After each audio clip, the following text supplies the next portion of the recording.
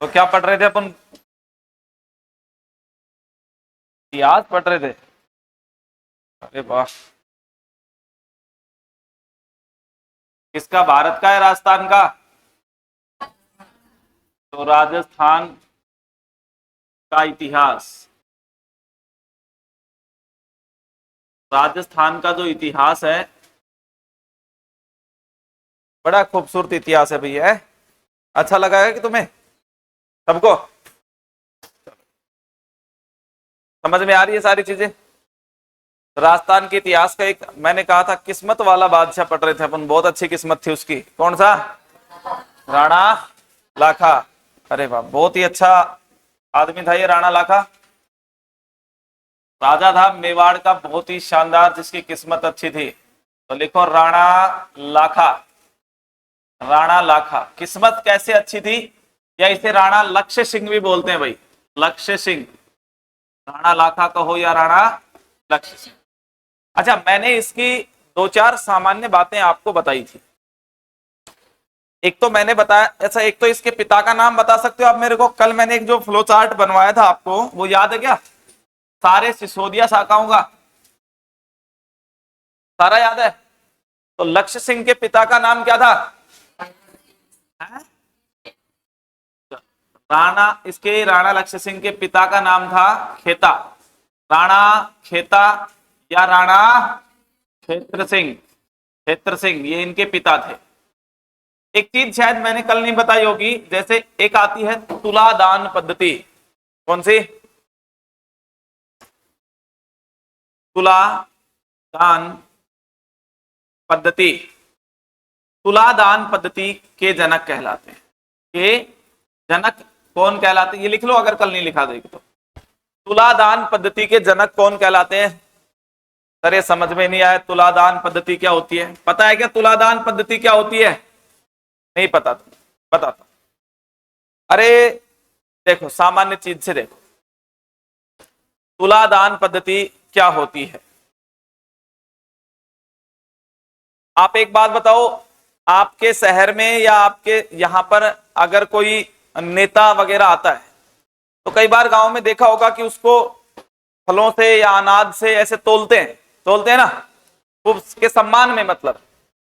तो राजा के सम्मान में पहले के लोग सिक्कों से, अनाज से या किसी भी रूप से जब राजा को कहीं सम्मानित किया जाता था तोलने के लिए, तो राजा क्या करता था? उस तुलने वाली चीज का क्या कर देता था?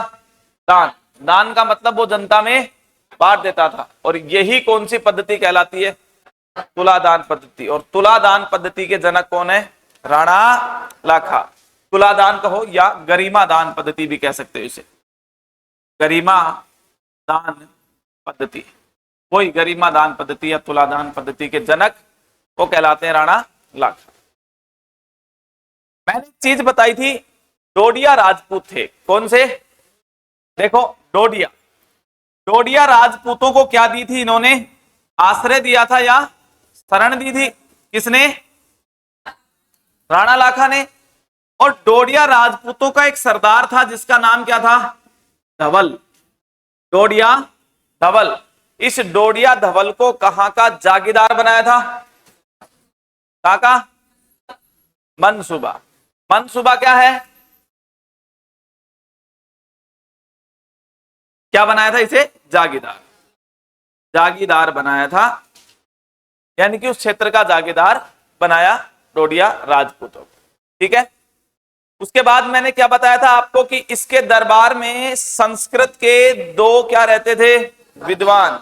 दोनों का नाम आपको पता होना चाहिए। एक का नाम, वेरी गुड, धनेश्वर भट्ट, और दूसरे का नाम झोटिंग भट्ट। ये आपको सपने में भी याद रहने चाहिए। दोनों ही दरबारी कवि राणा सांगा के थे, संस्कृत भाषा के थे, दोनों से ही प्रश्न आ चुका है। तीसरी चीज यहां तक ही लिखवाया था क्या? आगे आगे क्या बताया था? जावा। इनके समय खान निकली, और खान किसकी थी? बताओ, जिस राजा के समय जिस राज्य में चांदी की खान निकल जाए उसकी क्या आर्थिक स्थिति ठीक हो जाएगी? तो इनके काल में चांदी की क्या निकली? ये खान निकली। कहां पे? ये खान जावर में। और जावर कहां पड़ता है? उदयपुर में पड़ता है। अच्छा, इस खान से चांदी निकली, चांदी से पैसा मिला, और पैसे का उन्होंने क्या किया? जो एके द्वारा तुड़वाए गए मंदिर थे उनका क्या करवा दिया?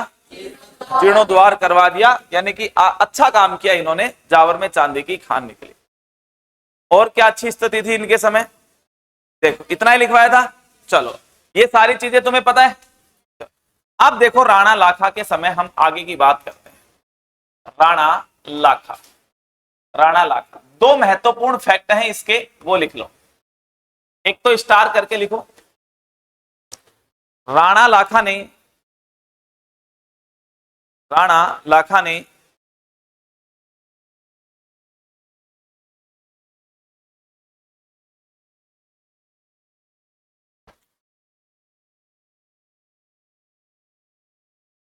फिर ऐसे लिखो, राणा लाखा के काल में, राणा लाखा के काल में बिच्छू नामक बंजारे ने, बिच्छू, बिच्छू नामक चिड़ी मार बंजारा था, बिच्छू नामक चिड़ी मार बंजारा। देखो, राणा लाखा के काल में, काल में बिच्छू, बिच्छू नामक चिड़ी मार बंजारा, चिड़ी मार बंजारे ने, बंजारे ने एक झील बनवाई। झील कौन सी? बताओ। झील का नाम है पिछोला झील। कौन सी झील दोस्तों? पिछोला। पिछोला झील का निर्माण करवाया, पिछोला झील। तो राणा लाखा के काल में बिच्छू या चिड़ीमार बंजारे ने पिछोला झील का निर्माण करवाया, पिछोला झील का निर्माण करवाया। पिछोला झील का निर्माण क्यों करवाया भाई? इस बिच्छू या चिड़ीमार बंजारे को क्या जरूरत थी कि इसने पिछोला झील का निर्माण करवाया?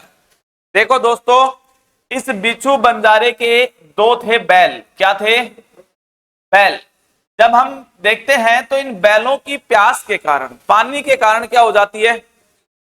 तो इन बैलों की स्मृति में ही, इन बैलों की याद में ही इसने कौन सी झील बनवाई? तो याद रखना, पिछोला झील का निर्माण किसके काल में हुआ है? किसने किया है? किसकी याद में किया है? पिछोला झील कहां पे है? स्थान, अरे कहां पे है? उदयपुर में है। उदयपुर। तो पिछोला झील कहां पे है? उदयपुर में। याद रहेगा। अब पिछोला झील की अगर मैं बात करूं तो पिछोला झील के किनारे, यहां पर पिछोला झील के किनारे एक चबूतरा बना हुआ है दोस्तों, चबूतरा। देखो, और ये चबूतरा बना हुआ है नटनी का। किसका? नटनी। नटनी का चबूतरा बना हुआ है। नटनी का नाम क्या है? गलकी। क्या नाम है? गलकी। होता क्या है, एक बार कि गलकी नाम की एक नटनी होती है, और आपने देखा होगा नट जाति के लोग रस्सी वगैरह पर चलने का कार्य करते हैं ना। अभी मार्केट में खूब सारी एक छोटी बच्ची रस्सी पर चलती रहती है, आपने देखा होगा। तो ये नटनी, जो गलकी नटनी थी, ये रस्सी पर चलती थी। तो एक बार क्या हुआ, राणा लाखा के काल में शर्त लगी कि अगर ये बच्ची गलकी इस पिछोला झील को रस्सी से पार कर दे, रस्सी बांधकर इसको चलकर पार कर दे, तो ये जो मांगेगी उसका इनाम दे दिया जाए। यानी कि साम्राज्य आधा देने की बात कही। अब नटनी गलकी ने यहां से अपना शुरू किया, और यहां से ये रस्सी पर चल रही थी, और लगभग यहां तक ये पहुंच गई थी नटनी गलकी रस्सी पर चलते चलते।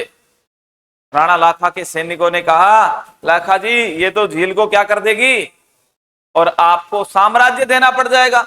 मांग लेगी, साम्राज्य दे दो मेरे को, तो पूरी जनता के सामने आपने वादा कर दिया। तो पीछे से इनके सैनिकों ने रस्सी को क्या कर दिया? काट दिया। तो झील में डूबने के कारण इसकी क्या हो गई? और इसी की याद में इसके यहां पर क्या बनाया? तो नटनी का चबूतरा कौन सी झील के किनारे? पिछोला झील के किनारे। याद रहेगा, पक्की बात है। लिखो, नटनी का चबूतरा पिछोला झील के किनारे बना हुआ है।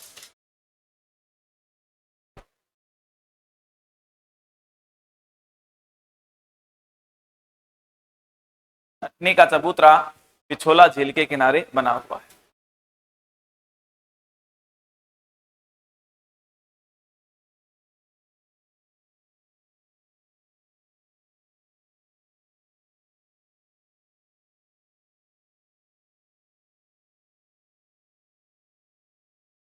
दो चीज आपको और याद रखनी है, नटनी की छतरी, नटनी का बाड़ा, ये दोनों प्रश्न आपसे पूछेंगे। नटनी की छतरियां कहाँ स्थित हैं और नटनी का बाड़ा कहाँ स्थित है और नटनी का चबूतरा कहाँ स्थित है, तीनों चीजें आपको पता होना चाहिए। तो देखो, नटनी का चबूतरा आपको पता लगा किस झील के किनारे, नटनी की छतरियां कहाँ स्थित हैं, राजस्थान में, बताओ, बहुत बार प्रश्न है। जालोर दुर्ग के सामने, और बाड़ा कहां पे है, अलवर, वेरी गुड, ये बिल्कुल सही आंसर है। ये तो छतरियां हैं जालोर दुर्ग के सामने, जालोर दुर्ग में मत कर देना, जालोर दुर्ग के सामने बनी हुई हैं। और नटनी का बाड़ा सरिस्का अलवर, याद रखना, अलवर में भी कहां पे, सरिस्का, और सरिस्का कहां पड़ता है, अलवर, यहां पे नटनी का क्या बना हुआ है, बाड़ा। और नटनी की छतरियां जालोर दुर्ग के सामने, नटनी का चबूतरा पिछोला झील के पास।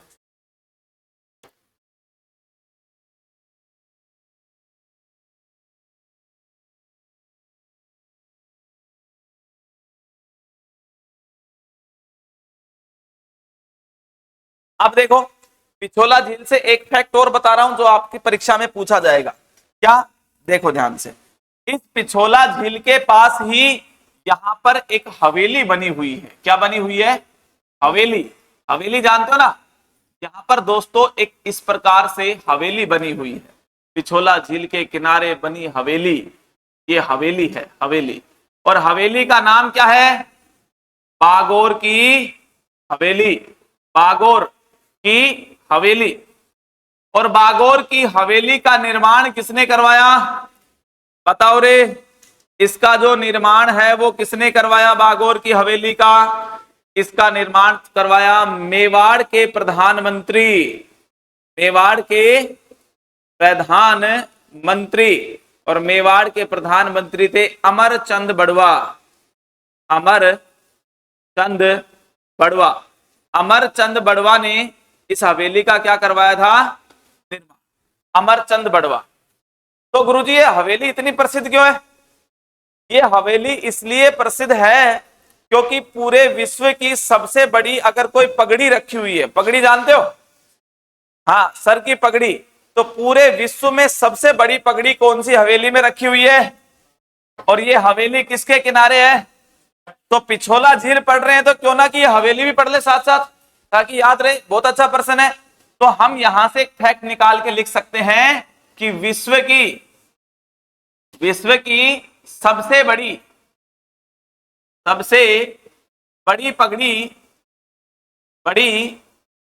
पगड़ी इस हवेली में रखी हुई है, इस हवेली में स्थित है। तो विश्व की अगर सबसे बड़ी पगड़ी कहीं रखी हुई है तो यहां पे रखी हुई है बागोर की हवेली, पिछोला झील के समीप ही है भैया।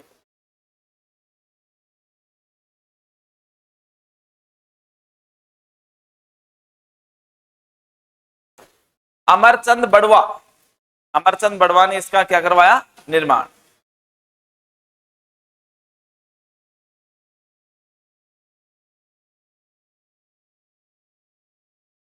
देखो ध्यान से, दोबारा देखो, काम की चीज है बहुत ज्यादा, इनको नोट डाउन करना है, एक एक चीज से प्रश्न आएगा। देखो ध्यान से, कौन सा राजा पढ़ा हमने, लाखा, यहां तक की बातें देख ली थी। अब देखो, लाखा के काल में हमने देखा, एक जानकारी हमें मिली कि एक पीछू या चिड़ीमार नाम का क्या था, जिसके पास क्या थे, दो, समझो चीजों को, जिसके पास क्या थे, बैलों की मृत्यु हुई किस कारण, तो उनकी स्मृति में क्या बनवाई, कौन सी झील, कहां पर है, उदयपुर में, किसके काल में बनी है, किसने बनाई है। चलो, अब झील के किनारे क्या बना हुआ है दोस्तों, एक नटनी का नाम क्या है, क्योंकि इस झील में गलकी की डूबने से क्या हो गई थी, नटनी की छतरियां अगर पूछे तो कहां पे, नटनी का बाड़ा पूछे तो कहां पे। जब हम हवेली घूम रहे थे तो हमें झील घूम रहे थे तो झील के पास हमें क्या दिखाई दी, हवेली का नाम किसने बनवाई? क्यों प्रसिद्ध हुई? क्योंकि विश्व की सबसे बड़ी पगड़ी अगर कहीं रखी हुई है तो वो मेवाड़ की कौन सी हवेली में? बागोर की हवेली में रखी हुई है। ये सारी बातें आपको याद रहेंगी? अरे बोलो हाँ कि ना? Very good. तो लिखो अब नीचे एक लाइन इंपोर्टेंट करके, इंपोर्टेंट करके लिखो।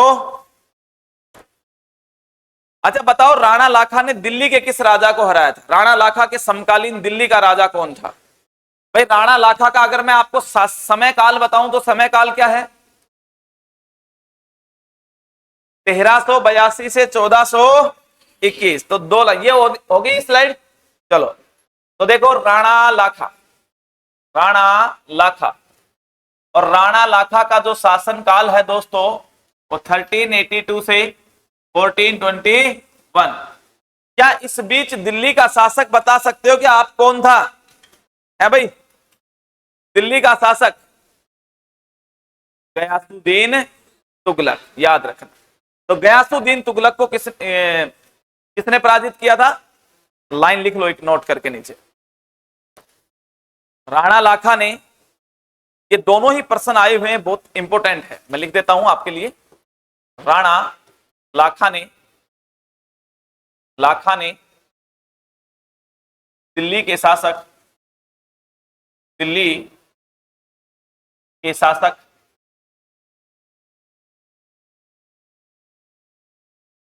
गयासुद्दीन तुगलक को पराजित किया,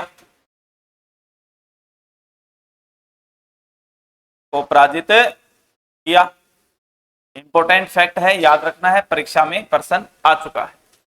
राणा लाखा ने दिल्ली के शासक गयासुद्दीन तुगलक को पराजित किया। अब यहां से एक प्रश्न आया, बहुत ही खूबसूरत प्रश्न पूछा एग्जामिनर ने। जब भारत पर तैमूर तंगलंग का जब आक्रमण हुआ, देखो एक प्रश्न पूछा गया बहुत खूबसूरत। भारत पर ये डीपली प्रश्न है, आसान प्रश्न नहीं है। भारत पर तैमूर लंग के आक्रमण के समय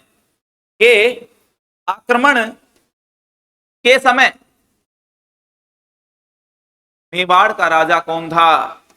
मेवाड़ का शासक कौन था?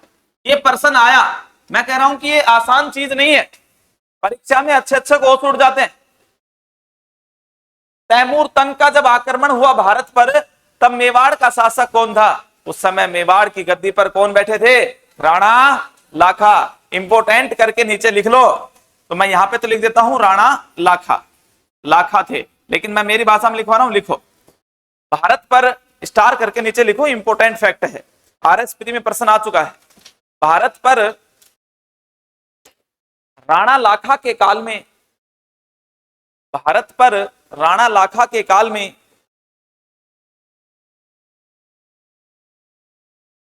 तैमूर लंग के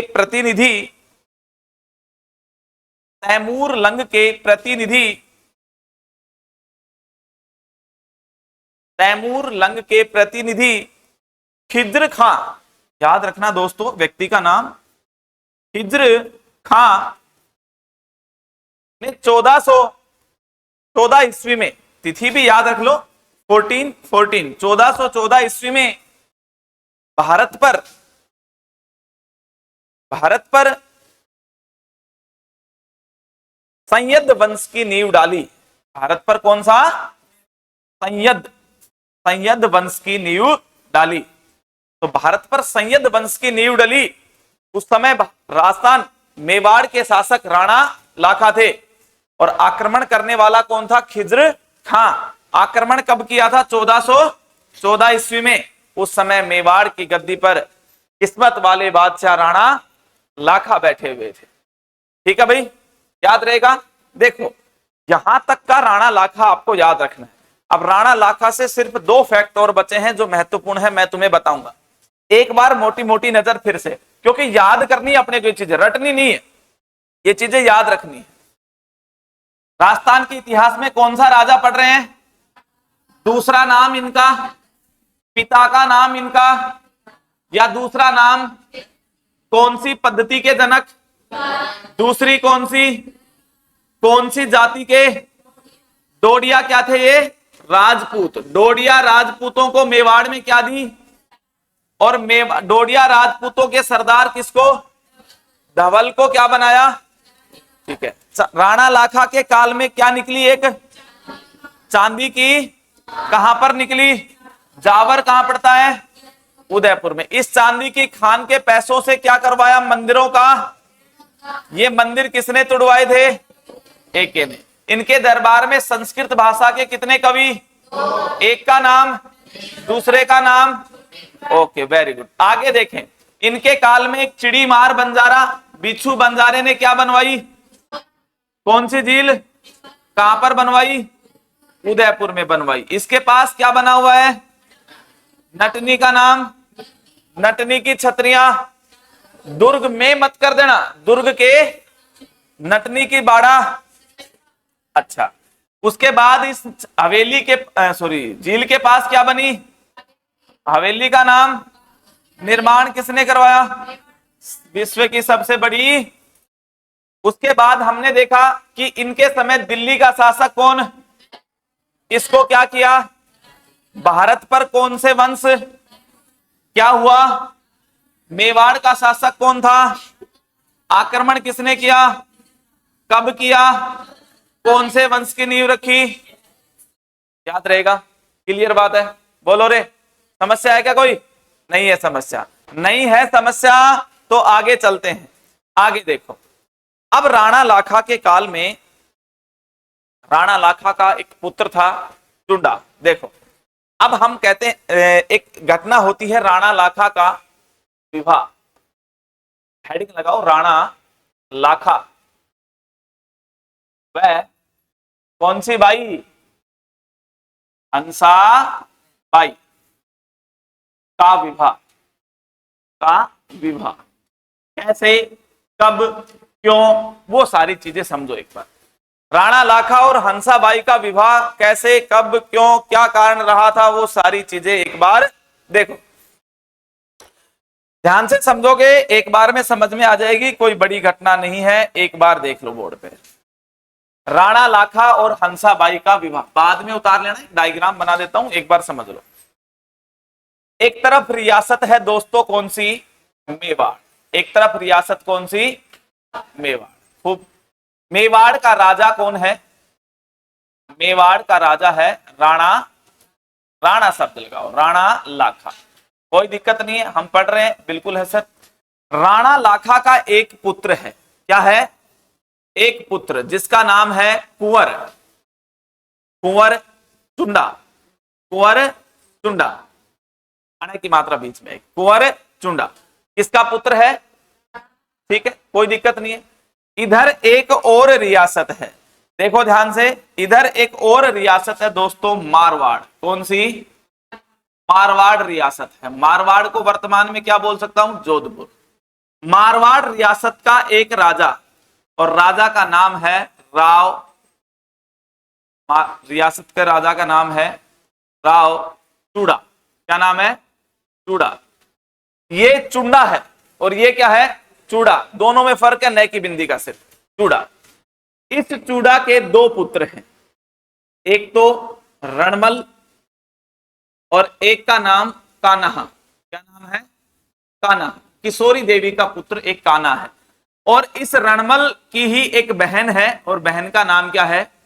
हंसाबाई। यानी इसके 3 संतान हो गई, पुत्र कितने हो गए? 2, रणमल और कान्हा। कोई दिक्कत है यहां तक? कोई दिक्कत नहीं है। होता क्या है दोस्तों, ये रणमल बड़ा बेटा होता है और कान्हा कैसा बेटा होता है? छोटा बेटा होता है। लेकिन इस कान्हा की माता जो होती है, उस माता का नाम होता है किशोरी बाई। कौन सी बाई? Kishori by. ये किशोरी बाई के बहकावे में आ गए कौन? राव, मारवाड़ के राजा।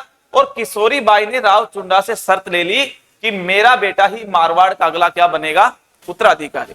जबकि होता यह है कि राजा का ज्येष्ठ पुत्र, ज्येष्ठ का मतलब बड़ा बेटा, अगली गद्दी पर राजा बनता है।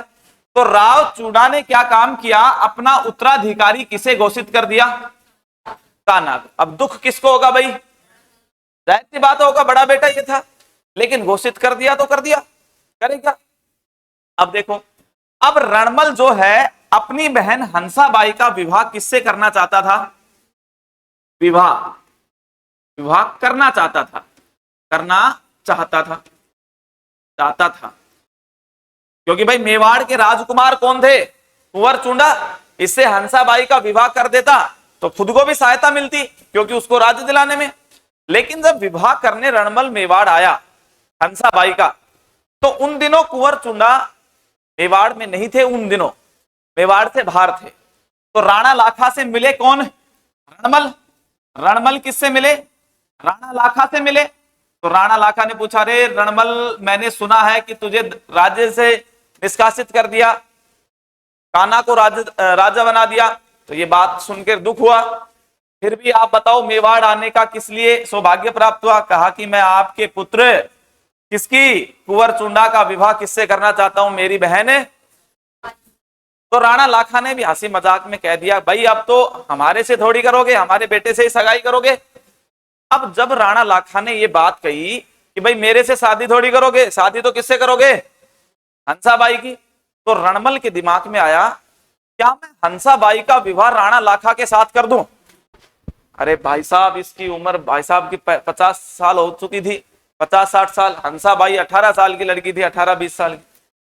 तो लेकिन रणमल ने दिमाग लगाया कि मेरा राज्य तो कान्हा के पास है, अगर मैं मेवाड़ के राजा राणा लाखा के साथ मेरी बहन हंसाबाई का विवाह कर दूं, और जो मेरे साथ धोखा हुआ है, किशोरी देवी ने कहा कि मैं शादी की है तो मेरा पुत्र ही क्या बनेगा, और मैं राणा लाखा को कह दूं, राणा लाखा जी शादी आपके साथ कर देंगे, अगर हंसाबाई से उत्पन्न पुत्र ही किसका राजा बने, मेवाड़ का अगर राजा बने, तो मैं शादी आपके साथ कर दूंगा। तो रणमल ने भी कह दिया, लाखा जी आपके साथ कर देंगे। तो लाखा जी के दिल में लड्डू फूटे, है भाई, यार इस उम्र में शादी हो रही है अपनी, आजकल वैसे नहीं होती है।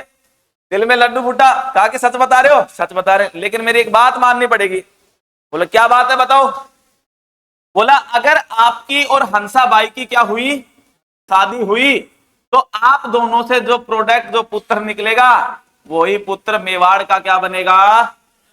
अब राणा लाखा के चक्कर पड़ गया, जवान बेटा घर में है, कुंवर चुंडा राजा बनने के लिए तैयार है, योग्य है, अब तो ये शर्त कैसे दे। लेकिन राणा लाखा ने सोचा कि ऐसा मौका भी दोबारा नहीं मिले, भाई शादी हो रही है। राणा लाखा ने कहा तथास्तु, तथास्तु का मतलब समझ गए, हम आपकी शर्त को मानते हैं कि जो हंसाबाई से उत्पन्न पुत्र होगा वही मेवाड़ का क्या बनेगा। अब राणा लाखा किससे बात करने गया, कहा कि देख बेटा तू जवान है, तू एडजस्ट और कहीं कर लेगा, मेरी तो पहला ऑफर आया है जीवन में, तो मतलब शादी तू कर लो। पिताजी ने, इसने कहा कि कोई नहीं पिताजी आप शादी कर लो, क्या दिक्कत है। बोले शादी करने में प्रॉब्लम नहीं है, राजा किसको बनाना पड़ेगा। आप बताओ इस व्यक्ति के ऊपर क्या बीत रही होगी, समझ पा रहे हो। इस व्यक्ति ने अपने पिता के लिए राज्य छोड़ा, इस व्यक्ति ने अपने पिता के लिए शपथ ले ली, जीवन भर क्या नहीं करूंगा। इसीलिए मेवाड़ का भीष्म पितामह, मेवाड़ का क्या कहलाता है, भीष्म पितामह। पितामह अगर कोई कहलाता है तो वो कौन कहलाता है, चुंडा कहलाता है। मेवाड़ के भीष्म पितामह के रूप में जाना जाता है, क्योंकि इसने अपने पिता के लिए विवाह छोड़ा, अपने पिता के लिए राज्य छोड़ा, और हंसाबाई और राणा लाखा से जो पुत्र उत्पन्न हुआ उसका नाम क्या था, मोकल, और ये मोकल ही मेवाड़ का अगला क्या बना, राजा बना। अब इस चीज में फायदा किसका हो गया, रणमल का, क्योंकि रणमल जब मेवाड़ पर मोकल राजा बन जाएगा, मोकल का क्या लगेगा, रणमल मामा, और मामा इस रणमल की सहायता से कहां पर आक्रमण कर देगा, और मारवाड़ का क्या बन जाएगा। ऐसी सोच के साथ राणा लाखा की शादी किससे हुई, हंसाबाई से हुई, सशर्त विवाह हुआ। शर्त क्या थी कि हंसाबाई और लाखा से जो पुत्र उत्पन्न होगा वही मेवाड़ का क्या बनेगा, और इसी शर्त के साथ मेवाड़ का अगला राजा कौन बनता है, जबकि ज्येष्ठ पुत्र कौन सा है, इसने अपने पिता के लिए राज छोड़ा, तो क्या कहलाया, मेवाड़ का भीष्म। समझ में आ गई बात, कोई दिक्कत है क्या। एक बार इस डायग्राम को उतार दो, फिर मैं थ्योरिकल नीचे लिखवा दूं।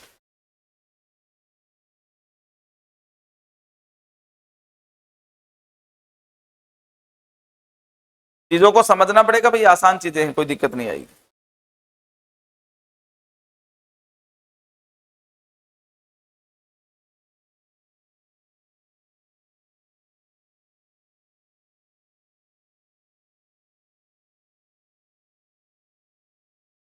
एक बार मोटा मोटा डायग्राम उतार दो, फिर मैं नीचे थ्योरिकल भी लिखवा देंगे, ताकि एक बार पता रहे आपको, नजर पड़े तो इसमें।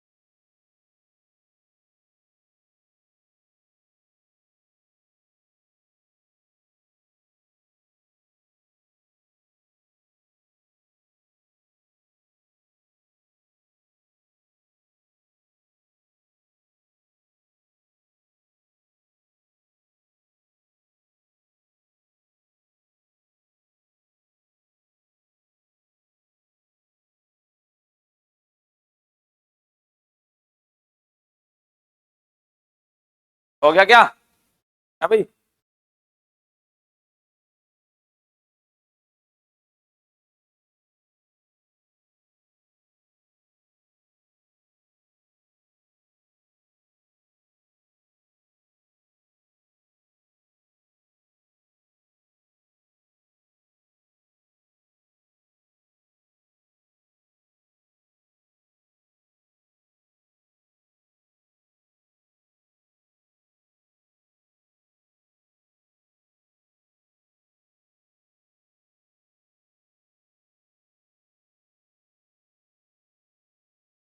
क्लियर है? आगे चले। देखो, अब मेवाड़ का भीष्म पितामह किसे कहा जाता है? अब ऐसा ही नहीं कि राणा लाखा ने भाई, अब बेचारे कुंवर चुंडा ने अपने पिता के लिए थोड़ा बहुत बलिदान दिया तो इसको क्या मिलेगा बताओ? इसको राणा लाखा ने कहा कि आज से आपको चुंडावतों के नाम से जाना जाएगा, चुंडावतों का दर्जा दिया, और कहा कि कुंवर चुंडा के जितने भी वंशज होंगे, आगे जो भी वंशज होंगे, वो मेवाड़ की सेना में हरावल भाग का नेतृत्व करेंगे। सेना का हरावल भाग कौन सा भाग होता है? सबसे आगे वाला भाग जो सेना का होता है, उस हरावल भाग का नेतृत्व कौन करेंगे? चुंडा के वंशज। और चुंडा के वंशजों को क्या कहा गया? चुंडावत कहा जाता है। और चुंडावत ही हरदम मेवाड़ की सेना का कौन से भाग का नेतृत्व करते हैं? हरावल भाग का नेतृत्व करते हैं। और कहा गया कि मेवाड़ का सबसे प्रसिद्ध ठिकाना सलूम्बर, उस सलूम्बर का हरदम ठिकानेदार कौन रहेगा? चुंडावत रहेगा। उस ठिकाने का हमेशा ठिकानेदार चुंडावतों को दिया जाएगा। और एक ऑफर कि मेवाड़ की जो मोहर है जो राजा लगाता है उसमें चुंडावतों के भाले का क्या रहेगा, निशान रहेगा उस मोहर में। इतना सारी चीज किसने दी, राणा लाखा ने कुंवर चुंडा को। बस क्या नहीं दिया, राज्य नहीं दिया। राज्य किसको दे दिया, हंसाबाई के पुत्र मोकल को। ये सारी चीजें इसको दी। तो ये सारी चीजें आपके लिए इंपॉर्टेंट है, मैं लिखवा देता हूं। लिखो कुंवर चुंडा, कुंवर चुंडा, या मैं लिख सकता हूं भीष्म, मेवाड़ का भीष्म पितामह, मेवाड़ का भीष्म पितामह। ये इंपॉर्टेंट चीजें हैं दोस्तों, ये जानना बहुत जरूरी है। आप ऊपर ऊपर पढ़कर नहीं निकल सकते, परीक्षा का लेवल बदल चुका है। ये जानना बहुत जरूरी है आप लोगों के लिए। और ये आसान बातें नहीं है, बुकों में ढूंढ लेना, नहीं मिलेंगी। ये चीजें आसान नहीं है। कुंवर चुंडा, मेवाड़ में कुंवर चुंडा के वंशजों को, कुंवर चुंडा के वंशजों को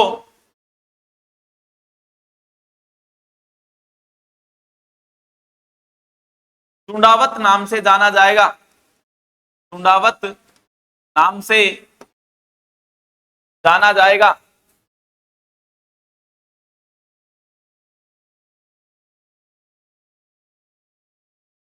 चुंडावत नाम से जाना जाएगा। दूसरी चीज याद रखनी है, चुंडावत मेवाड़ की सेना में, मेवाड़ की सेना में हरावल भाग का, हरावल भाग, और हरावल भाग नहीं पता तो आगे लिख सकते हो ब्रैकेट में, सेना का अग्रिम भाग, अग्रिम या आगे वाला भाग, हरावल भाग का नेतृत्व करेंगे, नेतृत्व करेंगे। तीसरी चीज इन्हें दी गई,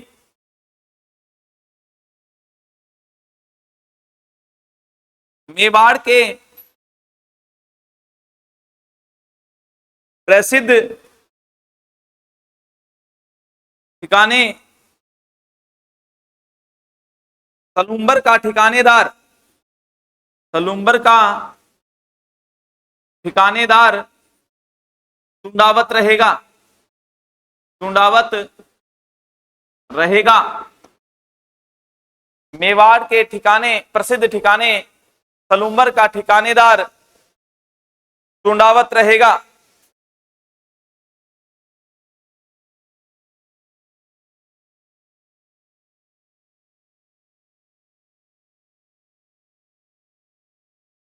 और देखो इंपॉर्टेंट चीज, ये लेवल की भर्तियों में प्रश्न आते हैं। राजा द्वारा, मेवाड़ के राजा यानी मेवाड़ के, मेवाड़ के राजा द्वारा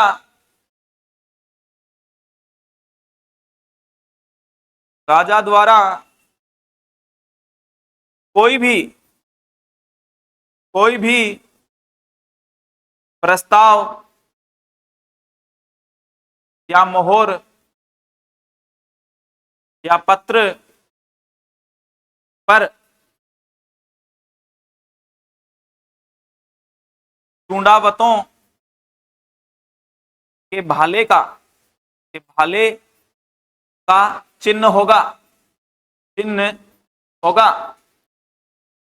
चुंडावतों के भाले का क्या होगा, चिन्ह होगा। और एक और सबसे चीज इंपॉर्टेंट,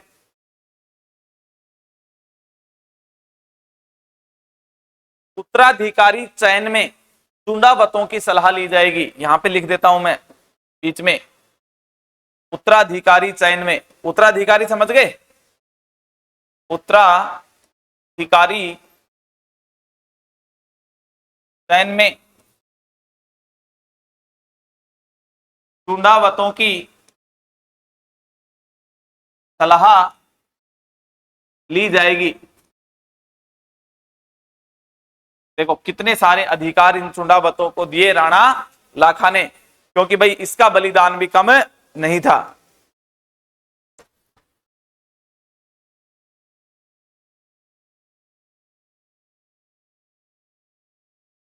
बहुत सारे अधिकार दिए चुंडावतों।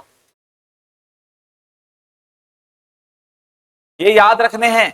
यहां से प्रश्न अगर आ गया तो देखो किताब में नहीं मिलेगा, सच बता रहा हूं, कि मेवाड़ के भीष्म पितामह चुंडा, उसके लिए राणा लाखा ने क्या क्या मतलब विशेष किया, या क्या क्या चुंडा के वंशजों को क्या कहा जाता है, चुंडावत कहा जाता है, चुंडावतों के नाम से जाना जाएगा, सलुम्बर ठिकाने का ठिकानेदार होगा, मेवाड़ की सेना के हरावल भाग का नेतृत्व करेगा, भाले का निशान, कोई भी मेवाड़ में राजा कोई फरमान जारी करेगा, पत्र जारी करेगा, कोई सलाह देगा, कुछ भी मोहर लगाएगा, उसमें चुंडावतों के किसका निशान होगा, भाले का। या मेवाड़ के आगे कोई उत्तराधिकारी का चयन करना हो किसी राजा को, तो चुंडावतों की क्या लेगा, सलाह, जो सरदार है उनका, उनकी क्या लेगा, सलाह। तो इतनी सारी जो सुविधाएं वो चुंडा को दी गई। और ये चुंडा को देने के पीछे का रीजन क्या था, हंसाबाई से क्या करना, सशर्त विवाह करना। बस राजा नहीं बन सकता, राजा मोकल को बनाया, बाकी सारी चीजें इसको दी गई। इसीलिए मेवाड़ का क्या कहलाया, ये भीष्म पितामह। तो ये बात याद रहेगी, क्लियर है। डीपली चीजें इंपोर्टेंट करके याद रखना, ये बिल्कुल सारी इंपोर्टेंट चीजें परीक्षा में पर्सन लेवल का पूछा जाएगा। ऐसे आसान ऊपर ऊपर से पर्सन नहीं पूछा जाएगा। राणा लाखा के पिता शासनकाल, ये नॉर्मल पर्सन होते, कोई भी बच्चा सही कर देगा 5वीं क्लास का भी। लेकिन तुम्हें परीक्षा में वो पर्सन सही करने हैं जो किसी को भी नहीं आते, और यहां से पर्सन निकल कर आएगा तो तुम्हारे होश और होश सब कुछ उड़ जाएंगे परीक्षा में। तो इसीलिए कह रहा हूं कि इन चीजों को पढ़ो। आप अगर ये चीज पढ़ रहे हो, देखो आप अगर ये चीज पढ़ रहे हो दोस्तों कि राणा लाखा, पिछोला झील, ये रटे हुए हैं, सबके कॉमन चीजें हैं, ये बच्चा बच्चा जानता है जो तैयारी कर रहा है वो। ये चीजों को तो याद रखना ही रखना है, जो तुलादानपति, ये सारी चीजें, धनेश्वर भट्ट, ये क्योंकि ये हर जगह बच्चों को याद है। आप इन चीजों को पढ़ो, ये चीजें हैं तुम्हारे काम की। ये चीजें अगर तुम देखोगे तो ये काम की, यहां से प्रश्न आएगा तो तुम ही सही करोगे। वो बच्चा तैयारी करने वाला सही कर सकता है जो इसने अच्छे से डीपली पढ़ा है। एक घटना और बता देता हूं, 2 मिनट का समय लूंगा राणा लाखा की, फिर आपका राणा लाखा क्या हो जाएगा, समाप्त। फिर कल से हम नए राजा पढ़ेंगे। देखो क्या है घटना, देखो एक बूंदी का दुर्ग आता है दोस्तों, बूंदी, और बूंदी में एक दुर्ग है, और उस दुर्ग, प्रसिद्ध दुर्ग का नाम है तारागढ़। कौन सा, तारागढ़। तारागढ़ दुर्ग पर इधर मेवाड़ का है राणा लाखा, राणा लाखा। तो राणा लाखा ने इस तारागढ़ दुर्ग पर क्या किया, आक्रमण किया। एक बार समझ लो, फिर मैं लाइन टू लाइन 2 लाइनों में लिखवा दूंगा। राणा लाखा ने बूंदी के तारागढ़ दुर्ग पर क्या किया, आक्रमण किया। तो इस दुर्ग को जीत नहीं पाया राणा लाखा, पूरी ताकत लगा दी, लेकिन तारागढ़ दुर्ग को नहीं जीत पाया। राणा लाखा को जब नहीं जीत पाया तो गुस्सा आया और कहा कि मैं मेवाड़ का राणा लाखा जब तक इस बूंदी के तारागढ़ दुर्ग को नहीं जीत लूंगा, जब तक अन्न ग्रहण नहीं करूंगा, अन्न खाना नहीं खाऊंगा और मेवाड़ की धरा पर कदम नहीं रखूंगा। ऐसी शर्त किसने ले ली, राणा लाखा ने। अब शर्त ले ली, सैनिक तारागढ़ दुर्ग को जीत नहीं पाए, तो राणा लाखा का एक बहुत अच्छा सलाहकार था, सलाहकार कहो या उसका मंत्री कहो या उसका सेनापति कहो, जिसका नाम क्या था, कुंभाहाड़ा। हाड़ा वंश का था, जिसका नाम था कुंभाहाड़ा। कुंभाहाड़ा ने सोचा, रे मेवाड़ के राजा संकट में हैं, 2 दिन भूखे रह लिए, 3 दिन तबीयत बिगड़ने लगी, खाना खा नहीं सकते, क्योंकि शपथ ले ली। कुंभा ने कहा, रे लाखा जी खा लो, रात को किसको पता लगता है। कहा कि नहीं, मैं मेवाड़ का राजा हूं, शपथ प्रतिज्ञा मेरी सबसे पहली चीज है।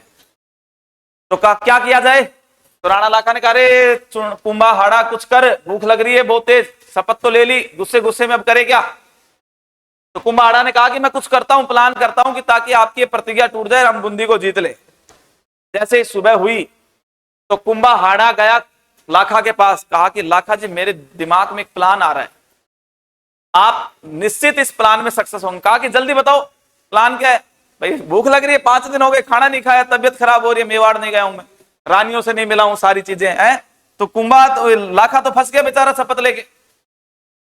इस कुंभाहाड़ा ने कहा कि हम एक नकली तारागढ़ दुर्ग बनाते हैं। कैसा नकली, किसका बनाएंगे, मिट्टी का। आपको तारागढ़ी तो जीतना है भाई, तारागढ़ दुर्ग जीतने की शपथ ली है, तो मैं एक मिट्टी का नकली तारागढ़ दुर्ग बनवाता हूं। और उस नकली तारागढ़ दुर्ग को तुम आक्रमण करना और उसको क्या कर लेना, आप विजय कर लेना। मैं सैनिकों से जय जयकार लगवा दूंगा कि राणा लाखा ने कौन सा दुर्ग जीत लिया, तारागढ़। अपनी शर्त भी पूरी हो जाएगी, हम तारागढ़ दुर्ग भी जीत लेंगे और हम सह खुशी से खाना खाएंगे, मेवाड़ चलेंगे। कहा कि सलाह तो ठीक है भाई, गलत थोड़ी है, तारागढ़ दुर्ग की तो जीतना है। कहा कि ठीक है भाई, कोई नहीं, नकली तारागढ़ दुर्ग बनवा दिया गया, मिट्टी का, सारी चीजें हो गई। इधर राणा लाखा खड़े हैं घोड़े पर बैठकर, कौन से दुर्ग को जीतने के लिए, तारागढ़ दुर्ग। कौन सा है ये, नकली। लेकिन उसमें जब कहते हैं ना शुभ काम में एक ऐसा आदमी होता है जो टांग अड़ाता है ना। तो एक सैनिक ने कहा, लाखा जी बात ऐसी है, तारागढ़ दुर्ग तो तुम जीत रहे हो, हमें भी पता है कैसे जीत रहे हो, सारी चीजें, लेकिन वो दुर्ग ही नहीं जीता जाता जिसमें बलिदान ना हो, जिसमें खून ना बहे। ऐसी कौन सी विजय आपकी जिसमें किसी का बलिदान, कोई मरा ही नहीं, ये तो संधि हो गई, ये विजय थोड़ी हो गया। अब भाई साहब राणा लाखा के सामने, सबके सामने कह दी, अब बलिदान कौन दे, ये तो एक की हुई प्लानिंग है, ये तो बिल्कुल धोखा है। अब कौन दे बलिदान। अब राणा लाखा ने देखा किसकी तरफ है, हाँ की सलाह किसने दी थी, अब बलिदान भी कौन देगा, कुंभा ही देगा। अब बेचारा फंस गया, कौन है, कहा कि सलाह क्यों दी पहले, अब इसका इलाज बता। बोला इसका इलाज तो मेरे पास क्या है, बलिदान तो सही बात कह रहा है कि भाई दुर्ग जब जीतोगे तो बलिदान तो होगा, दुश्मन तो मरेंगे, तभी तो दुर्ग विजय माना जाता है। कहा कि जा गेट के आगे खड़ा हो, मिट्टी के दुर्ग के गेट के आगे, और मैं घोड़ा लेकर आ रहा हूं, इसकी गर्दन उड़ा दी, किसकी, कुंभा। लाखा गया और कुंभा हाड़ा की गर्दन उड़ाते हुए मिट्टी के नकली तारागढ़ दुर्ग को जीत लिया, और तब इसकी शर्त पूरी हुई। बताओ बलिदान किसने दिया। कहानी से क्या सीख मिलती है, किसी को क्या नहीं देनी चाहिए, नहीं तो तुम्हारी उल्टी पड़ जाएगी सलाह। किसी को क्या मत देना आज के बाद, नहीं तो बलिदान देना पड़ जाएगा। देते हो ना सलाह, अरे ऐसा कर लो वैसा कर लो, नहीं। कहा कि भाई हमें नहीं पता, तुम जानो तुम्हारा काम जाने, है ना। जय माता दी। कौन मारा गया भाई, तो कुंभा वीर गति को प्राप्त होने वाला राजा कौन था। एक लाइन में जल्दी से लिख लो पूरी कहानी को, यहां से भी प्रश्न आता है फटाफट।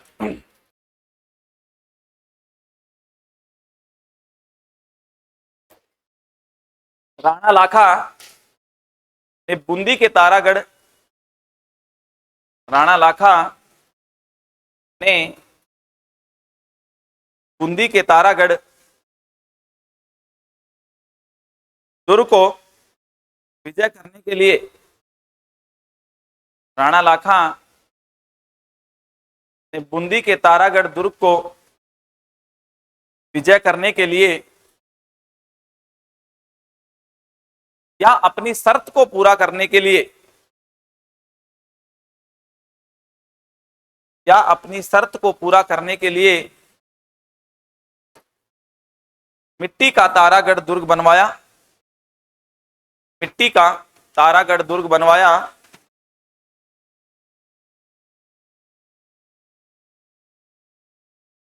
मिट्टी का तारागढ़ दुर्ग बनवाया और इस दुर्ग में, इस दुर्ग में कुंभा हाड़ा ने अपना बलिदान दिया। इस दुर्ग में कुंभा हाड़ा ने अपना बलिदान दिया। दुर्ग में कुंभा हाड़ा ने अपना बलिदान दिया। ठीक है भाई, ये अपना बहादुर कौन सा था, राणा लाखा। सारी बातें राणा लाखा की याद करनी है, प्रश्न परीक्षा में राणा लाखा से आता है। बाकी राणा मोक्कल बनेगा अगला राजा, इसका बेटा, और मोक्कल पढ़ेंगे अपन कब, कल। धन्यवाद।